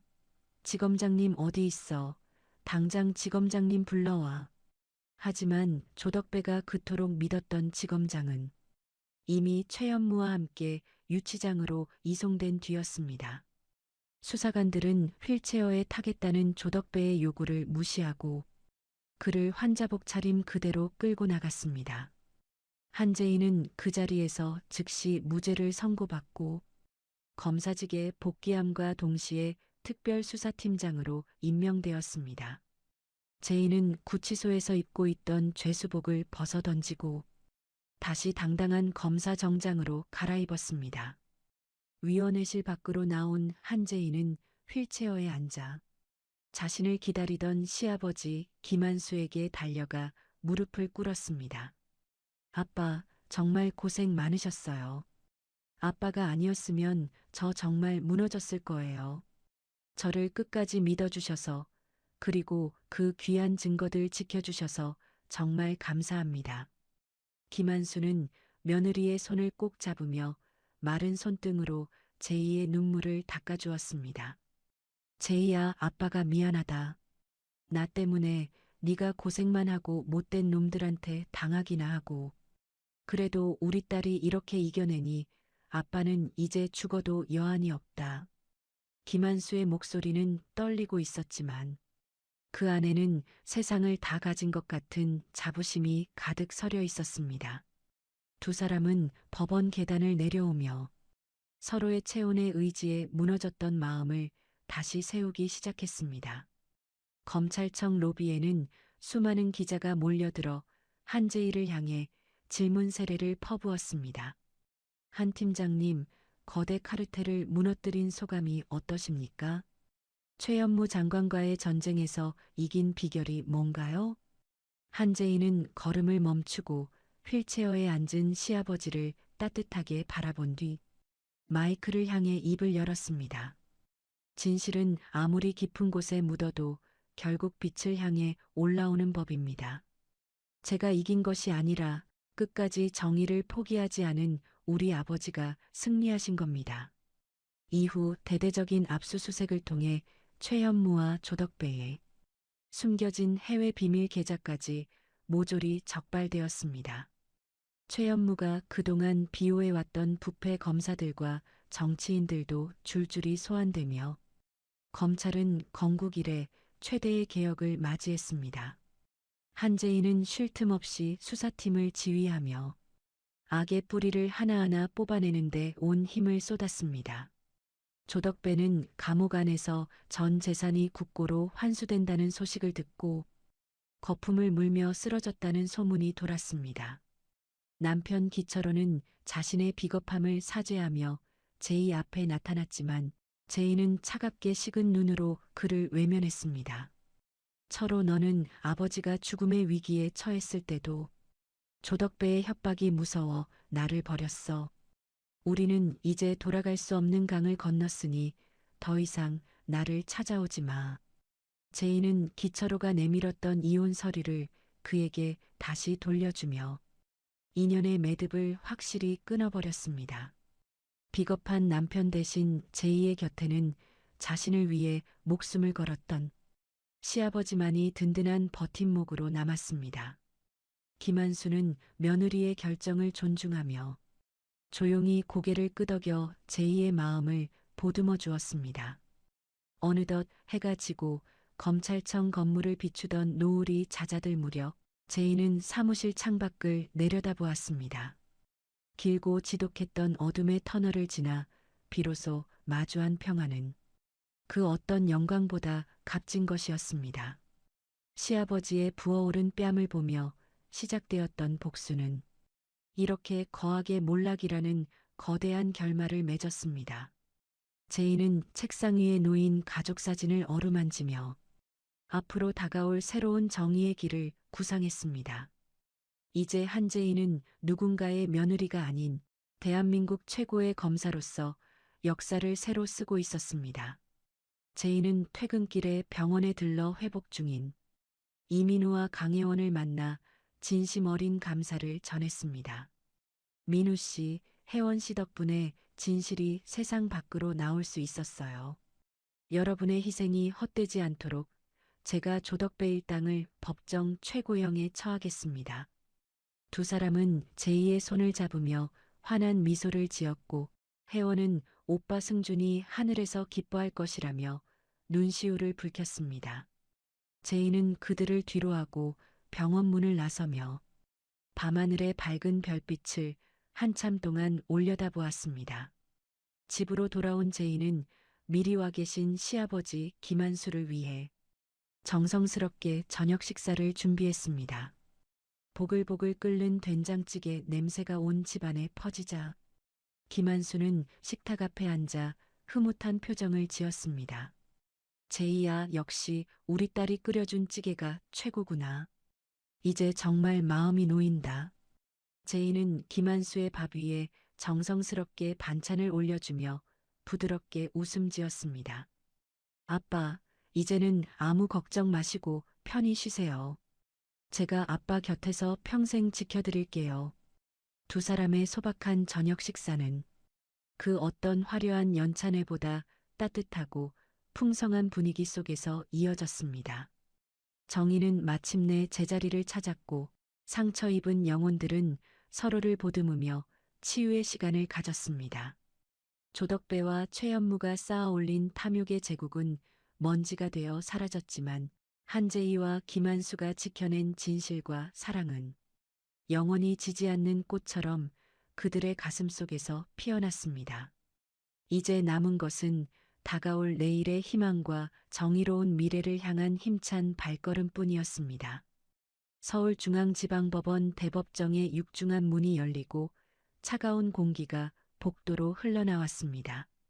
재판장의 판결문을 기다리는 방청석은 숨소리조차 들리지 않을 만큼 정적에 잠겨 있었죠. 피고인석에 나란히 선 조덕배와 최연무는 예전에 기세등등하던 모습은 온데간데 없고 빛바랜 수의를 입은 채 초라하게 어깨를 늘어뜨리고 있었습니다. 한재인은 검사석에 서서 단단한 눈빛으로 그들을 응시하며 법의 준엄한 심판을 기다렸습니다. 재판장이 안경을 고쳤으며 마침내 판결문을 낭독하기 시작했습니다. 피고인 조덕배는 자신의 부와 권력을 지키기 위해 무고한 시민을 폭행하고 살인을 교사했으며 국가 경제의 근간을 흔드는 대규모 비자금을 조성했습니다. 이에 본 재판부는 피고인 조덕배에게 징역 20년을 선고하고 전 재산 몰수를 명령합니다. 판결이 떨어지는 순간 조덕배는 짐승 같은 비명을 지르며 바닥으로 주저앉았습니다. 조덕배는 호송관들에게 붙잡힌 채 한재희를 향해 발악하듯 소리쳤습니다. 한재희, 네가 감히 나를 이렇게 만들어? 내가 나가기만 해봐. 너 가만 안 둬. 한재희는 눈 하나 깜짝하지 않고 조덕배의 눈을 똑바로 응시하며 아주 낮게 말했습니다. 당신이 지은 죄의 무게를 감옥에서 평생 곱씹으며 사세요. 그게 당신이 세상에 줄 수 있는 마지막 사죄니까요. 당신이 짓밟은 수많은 사람의 눈물이 이제 당신을 가둘 창살이 될 겁니다. 이어 최연무에게는 징역 15년이 선고되었고 법정은 순식간에 시민들의 박수 소리로 가득 찼습니다. 재판을 마치고 나온 한재인은 법원 계단 아래에서 기다리던 시아버지 김한수에게 달려갔습니다. 김한수는 정갈하게 다려진 양복을 입고 환한 미소로 며느리를 맞이해 주었죠. 제이야, 정말 고생 많았다. 우리 딸이 이 세상의 정의를 바로 세웠구나. 이제야 내 가슴 속에 얹혀있던 커다란 돌덩이가 내려가는 것 같구나. 일주일 뒤 김한수가 사는 아파트 단지 광장에서는 특별한 시상식이 열렸습니다. 구청장과 경찰서장이 직접 방문하여 김한수에게 시민 영웅상을 수여했습니다. 과거 김한수의 집 앞에 오물을 던지고 비난했던 이웃들이 꽃다발을 들고 찾아와 고개를 숙였습니다. 부녀회장이 김한수의 손을 잡으며 눈시울을 붉히며 말했습니다. 어르신, 저희가 정말 죽을 죄를 지었습니다. 방송에 나오는 가짜 뉴스만 믿고 어르신을 오해했으니 제발 이 못난 사람들 용서해 주세요. 김한수는 오히려 그들의 손을 따뜻하게 맞잡으며 허허 웃음을 지었습니다. 괜찮습니다. 다 지난 일인데요. 세상이 흉흉하니 그럴 수도 있는 법이지요. 이제라도 진실을 알아주셨으니 저는 그것으로 충분합니다. 김한수의 대인배다운 풍모에 이웃들은 더욱 부끄러워하며 진심 어린 박수를 보냈습니다. 한재인은 멀리서 그 광경을 지켜보며 시아버지의 선한 인품이 마침내 빛을 발하는 것에 감사했습니다. 그때 시상식장 구석에서 초췌한 행색의 남편 기철호가 나타나 한재희의 앞을 가로막았습니다. 기철호는 무릎을 꿇으며 눈물로 용서를 빌기 시작했습니다. 제이야, 내가 정말 미쳤었어. 조덕배가 너무 무서워서 우리 가족 다 죽을까봐 겁이 나서 잠시 눈이 멀었던 거야. 나 한 번만 용서해주면 안 될까? 내가 평생 너랑 아버지 모시고 속죄하며 살게. 한재희는 기철호의 손을 차갑게 뿌리치며 가방에서 서류 봉투 하나를 꺼내 보였습니다. 한재희가 서류를 기철호의 가슴팍에 던지며 단호하게 말했습니다. 철호, 너는 가장 힘들 때 나를 버렸고 무엇보다 아버지를 외면했어. 협박이 무서웠다는 건 비겁한 핑계일 뿐이야. 우리 인연은 이미 그날 연회장에서 아버지가 뺨을 맞을 때 끝났어. 이 서류에 도장 찍고 다시는 내 눈앞에 나타나지 마. 그게 마지막 예우야. 기철호는 더 이상 말을 잇지 못하고 바닥에 떨어진 이혼 서류를 집어들며 오열했습니다. 김한수는 그런 아들을 말없이 지켜보다가 한재희의 어깨를 감싸 안으며 뒤돌아섰습니다. 제이야, 잘했다. 자식이라도 제 앞가림 못하고 비겁하게 구는 놈은 끼고 사는 게 아니다. 나는 이제 내 시아버지가 아니라 내 친정아빠로 남을 테니 걱정하지 마라. 어디 가서 기죽지 말고 네가 하고 싶은 일 다 하면서 당당하게 살아라. 한재희와 김한수는 조덕배에게 당했던 피해자들을 돕기 위한 재단을 설립했습니다. 이름은 승준과 만수의 집이라고 지어 억울한 사람들의 쉼터로 만들었죠. 죽은 강승준의 동생 강혜원이 재단의 첫 번째 직원이 되어 한재희를 도왔습니다. 강혜원은 밝은 모습으로 한재희에게 로스쿨 합격증을 보여주며 다짐했습니다. 검사님, 저도 검사님처럼 약한 사람 편에 서는 법조인이 될 거예요. 우리 오빠가 하늘에서 저를 지켜봐 주겠죠? 한재희에게는 검찰 상부로부터 파격적인 승진과 요직 임용 제안이 쏟아졌습니다. 하지만 한재희는 그 모든 화려한 자리를 뒤로하고 민생 사건을 전담하는 공판 검사를 자처했습니다. 높은 자리에 앉아 명령하는 것보다 법정에서 사람들의 억울함을 직접 풀어주는 게 제 소명입니다. 저는 화려한 별보다 어둠 속을 밝히는 작은 촛불로 남고 싶습니다. 한재희의 소신 있는 결정에 후배 검사들은 진심 어린 존경의 박수를 보냈습니다.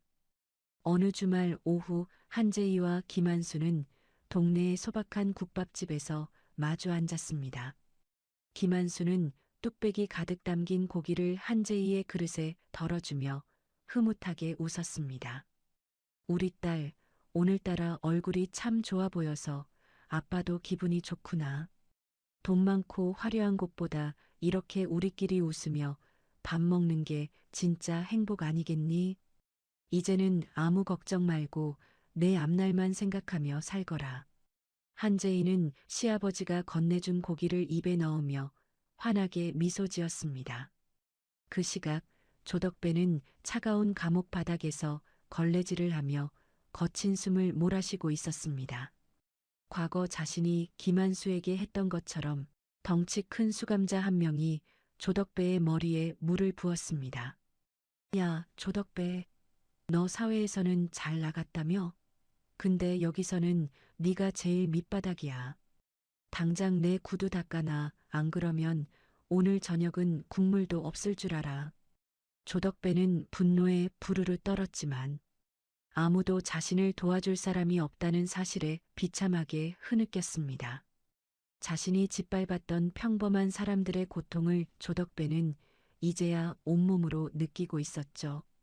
다음 날 아침 한재희는 김한수와 함께 친부모님의 묘소를 찾았습니다.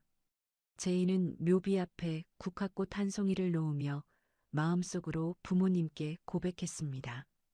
엄마, 아빠, 저 약속 지켰어요. 권력 앞에 무릎 꿇지 않고 힘없는 사람들 눈물 닦아주는 그런 검사가 됐어요. 그리고 제 곁에는 친아빠보다 더 저를 아껴주시는 아버님이 계셔서 외롭지 않아요. 김한수는 제이의 어깨를 감싸 안으며 묘비를 향해 정중하게 인사를 올렸습니다. 산소에서 내려오는 길, 하늘은 붉은 노을로 물들며 장관을 이루고 있었습니다. 한재인은 김한수의 구분 등을 보며 자신이 검사가 된 진짜 이유를 다시 한번 깨달았습니다. 정의는 멀리 있는 것이 아니라 사랑하는 사람의 아픔을 외면하지 않는 마음에서 시작된다는 것을요. 한재인은 김한수의 팔짱을 꼭 끼며 천천히 발걸음을 옮겼습니다. 두 사람의 그림자가 노을빛을 받아 길게 늘어지며 따뜻한 풍경을 만들어냈습니다. 제이야, 저기 노을 참 예쁘지 않니? 내일은 오늘보다 더 맑은 날이 올 것 같구나. 김한수가 하늘을 가리키며 말하자 한재인은 고개를 끄덕이며 대답했습니다. 네, 아빠. 내일은 오늘보다 훨씬 더 따뜻하고 행복한 날이 될 거예요. 우리 내년 신년에는 호텔 말고 집에서 조촐하게 고기 구워 먹으면서 보내요. 두 사람의 웃음소리가 산길을 따라 잔잔하게 퍼져나갔고 그 소리는 희망의 울림이 되었습니다. 한재인은 시아버지의 부어오른 뺨을 보며 시작된 처절한 싸움을 이렇게 마무리했습니다. 그녀는 이제 더 이상 복수의 화신이 아닌 진정한 정의의 수호자로 거듭나 있었습니다. 김한수는 며느리 덕분에 잃었던 웃음을 되찾고 남은 생을 명예롭게 보낼 수 있게 되었습니다. 조덕배와 최연무가 쌓아 올린 탐욕의 제국은 먼지가 되어 사라졌지만 한재희와 김한수가 지켜낸 진실과 사랑은 영원히 지지 않는 꽃처럼 그들의 가슴 속에서 피어났습니다. 어둠이 깔리기 시작했지만 두 사람의 앞길은 가로등 불빛보다 더 밝은 정의의 빛이 비추고 있었습니다. 한재인은 다시 검사복을 입고 출근할 월요일을 떠올리며 힘차게 발걸음을 내디뎠습니다. 그녀의 곁에는 언제나 자신을 믿어주는 든든한 아버지가 있고 가슴에는 꺾이지 않는 신념이 있었습니다. 세상의 모든 억울한 눈물을 닦아주지는 못해도 적어도 자신의 소중한 사람들을 지켜낸 승리였습니다. 지평선 너머로 사라지는 해를 뒤로하고 두 사람은 새로운 내일을 향해 걸어갔습니다. 이 이야기는 돈보다 귀한 것이 사람의 자존심이며 법은 언제나 약자의 편에 서야 한다는 진리를 남겼습니다. 한재희와 김한수의 동행은 앞으로도 계속될 것이며 그들의 정의로운 투쟁은 또 다른 누군가에게 희망의 씨앗이 되어 널리 퍼져나갈 것입니다. 모든 시련을 이겨낸 두 사람의 얼굴에는 그 어느 때보다 찬란한 평화가 깃들어 있었습니다. 마침내 정의는 승리했고 그 승리의 열매는 가족이라는 이름의 나무에서 달콤하게 익어갔습니다. 권력과 돈보다 소중한 것은 결국 사람의 마음과 가족의 사랑이라는 사실을 다시 한번 느끼게 해주는 이야기였습니다. 억울한 눈물을 닦아주는 정의가 우리 곁에 살아있음을 보며 여러분의 마음에도 시원한 위로가 되셨기를 바랍니다. 어떤 시련 앞에서도 굴하지 않고 소중한 사람을 지켜낸 며느리처럼 여러분의 곁에도 언제나 든든한 내 편이 함께하기를 진심으로 응원하겠습니다. 이야기를 끝까지 들어주신 분이 계시다면 잘 들었다고 댓글 하나만 남겨주세요. 지금까지 똑순이 사랑방이었습니다. 감사합니다.